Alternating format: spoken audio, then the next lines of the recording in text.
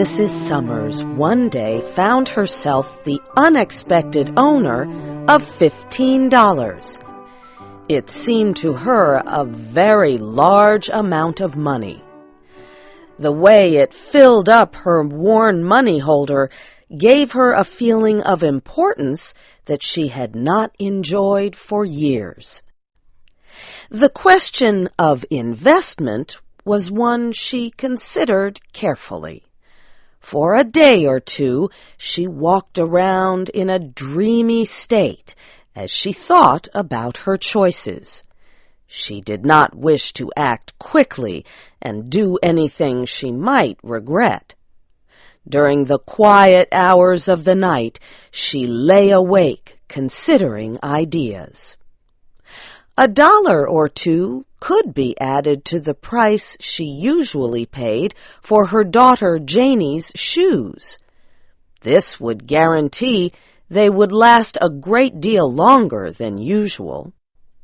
She would buy cloth for new shirts for the boys. Her daughter Mag should have another dress. And still, there would be enough left for new stockings, 2 pairs per child.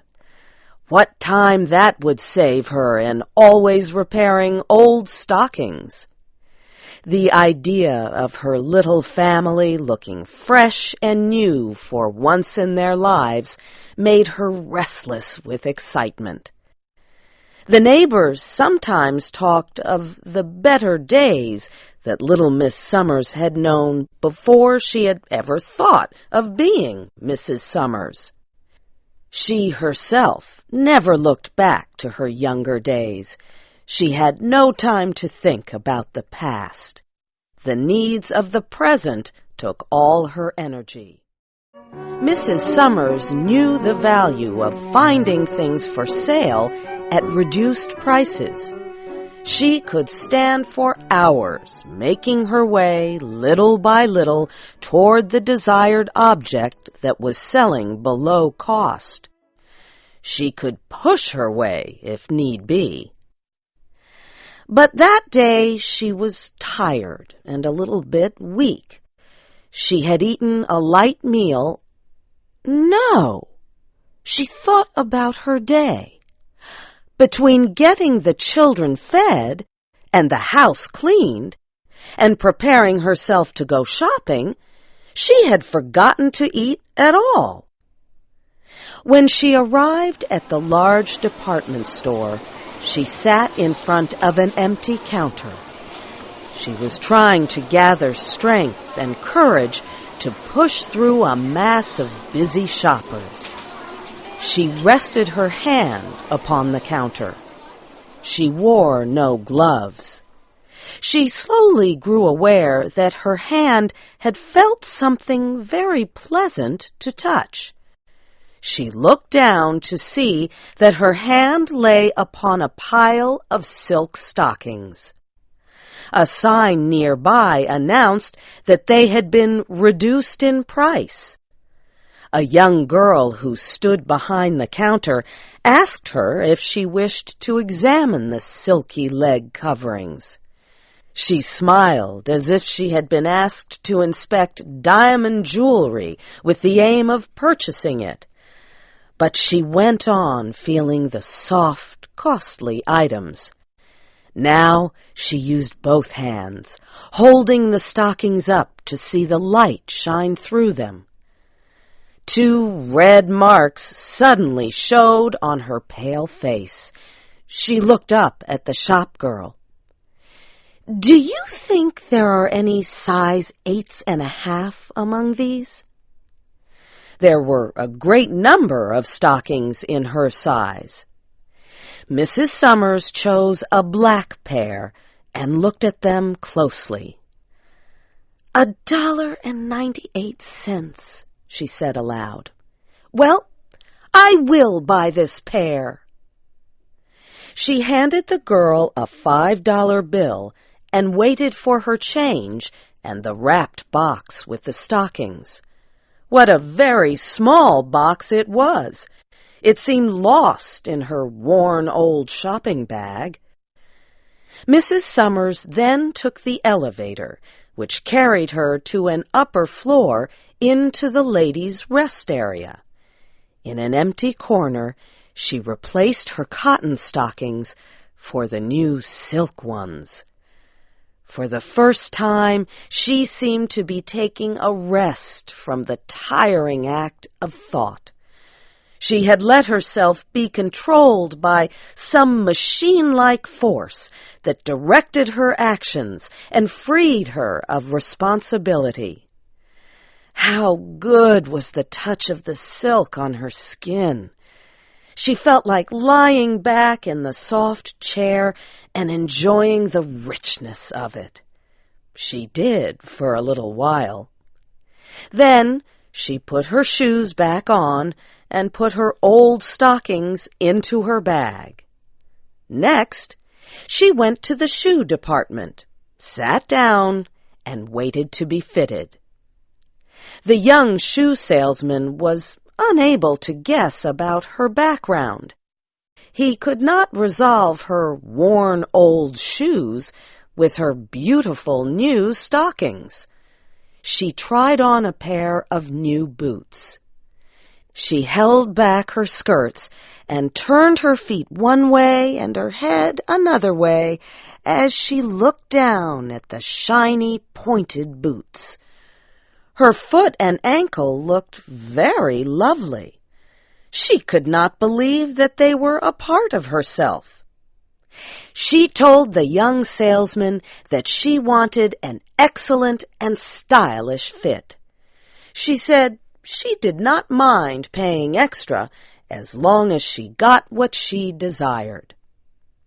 After buying the new boots, she went to the glove department. It was a long time since Mrs. Sommers had been fitted with gloves. When she had bought a pair, they were always bargains, so cheap that it would have been unreasonable to have expected them to be fitted to her hand. Now she rested her arm on the counter where gloves were for sale. A young shop girl drew a soft leather glove over Mrs. Sommers' hand. She smoothed it down over the wrist and buttoned it neatly. Both women lost themselves for a second or two as they quietly praised the little gloved hand. There were other places where money might be spent. A store down the street sold books and magazines. Mrs. Sommers bought 2 costly magazines that she used to read back when she had been able to enjoy other pleasant things. She lifted her skirts as she crossed the street. Her new stockings and boots and gloves had worked wonders for her appearance. They had given her a feeling of satisfaction, a sense of belonging to the well-dressed crowds. She was very hungry. Another time, she would have ignored the desire for food until reaching her own home. But the force that was guiding her would not permit her to act on such a thought. There was a restaurant at the corner. She had never entered its doors. She had sometimes looked through the windows. She had noted the white tablecloths, shining glasses, and waiters serving wealthy people. When she entered, her appearance created no surprise or concern, as she had half feared it might. She seated herself at a small table. A waiter came at once to take her order.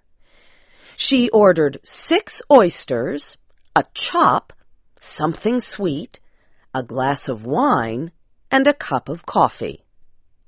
While waiting to be served, she removed her gloves very slowly and set them beside her. Then she picked up her magazine and looked through it. It was all very agreeable. The tablecloths were even more clean and white than they had seemed through the window, and the crystal drinking glasses shined even more brightly. There were ladies and gentlemen who did not notice her, lunching at the small tables like her own. A pleasing piece of music could be heard, and a gentle wind was blowing through the window.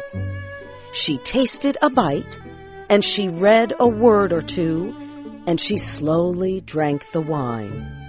She moved her toes around in the silk stockings. The price of it all made no difference. When she was finished, she counted the money out to the waiter and left an extra coin on his tray. He bowed to her as if she were a princess of royal blood. There was still money in her purse, and her next gift to herself presented itself as a theater advertisement.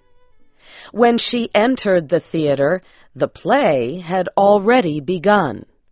She sat between richly dressed women who were there to spend the day eating sweets and showing off their costly clothing. There were many others who were there only to watch the play. It is safe to say there was no one there who had the same respect that Mrs. Sommers did for her surroundings. She gathered in everything, stage and players and people, in one wide sensation. She laughed and cried at the play.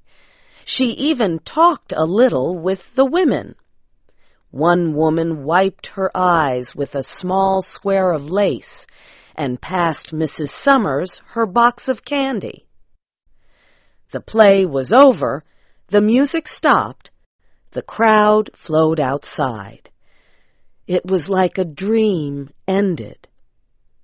Mrs. Sommers went to wait for the cable car. A man with sharp eyes sat opposite her. It was hard for him to fully understand what he saw in her expression.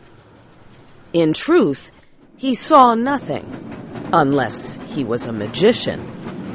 Then he would sense her heartbreaking wish that the cable car would never stop anywhere, but go on and on with her forever.